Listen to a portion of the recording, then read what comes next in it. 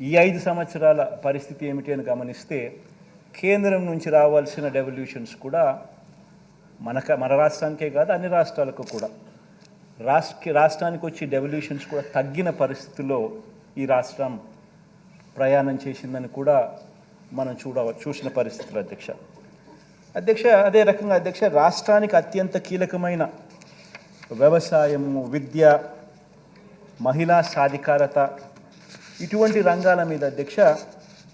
గత ప్రభుత్వ విధానాల వల్ల రాష్ట్రం మీద దాని ఇంపాక్టు ప్రజల మీద దాని ఇంపాక్టు ఎంత తీవ్ర స్థాయిలో దాని పడింది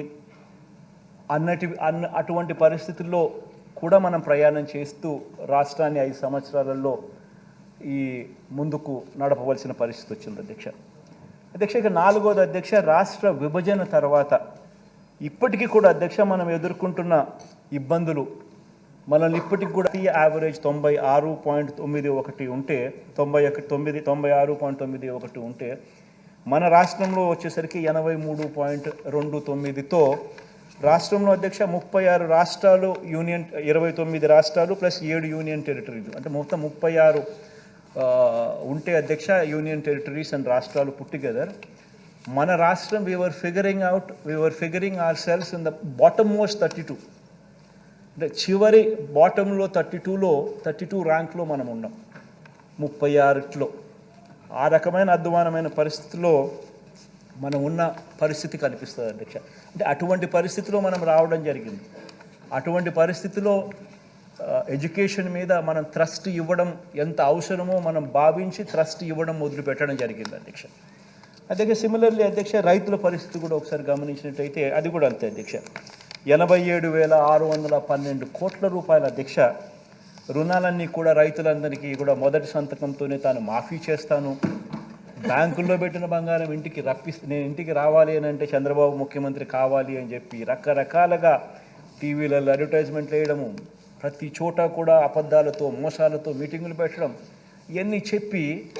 ఏ రకంగా మోసం చేసి లాస్ట్కి 87,612 కోట్ల రూపాయలు రైతులు ఈయన కట్టద్దు అని అంటే కట్టకపోవడం వల్ల అవి తడిచి మూపుడైపోయిన పరిస్థితులు కనిపిస్తూ ఉన్నాయి బ్యాంకుల్లో పెట్టిన బంగారం ఇంటికి రాని పరిస్థితి కనిపిస్తూ ఉంది ఏకంగా ఈయన ఎంత చేశాడు అని అంటే మొట్టమొదటి సంతకం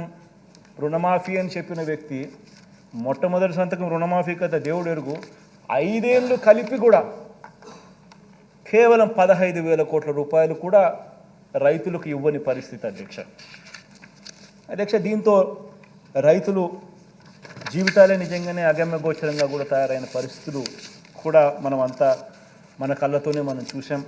బ్యాంకుల్లో పెట్టిన బంగారు ఏ రకంగా వేలం వేయడం కూడా మన కళ్ళారా మనం కూడా చూసాం అధ్యక్ష అదే మాదిరిగా అధ్యక్ష పొదుపు సంఘాలకు సంబంధించి కూడా అదే పరిస్థితి మహిళలకు సంబంధించి మహిళ ఆర్థిక స్వావలంబనకు సంబంధించి 14,205 కోట్ల రూపాయలు పొదుపు సంఘాల రుణాలన్నీ మాఫీ చేస్తానని చెప్పడం మాఫీ చేయకపోగా 2016 అక్టోబర్ నుంచి 0 వడ్డీ అనే పథకాన్ని సైతం అక్కచెల్లెమ్మలకు ఇవ్వకుండా అది కూడా రద్దు చేసేయడం వీటి అన్నిటి ద్వారా ఏకంగా పొదుపు సంఘాలకు సంబంధించిన ఎన్పిఏస్ అండ్ అవుట్ స్టాండింగ్స్ అక్కచెల్లెమ్మలకు దాదాపుగా 18% ఎగబాకిన పరిస్థితులు మనం అంతా చూసాం ఏ గ్రేడ్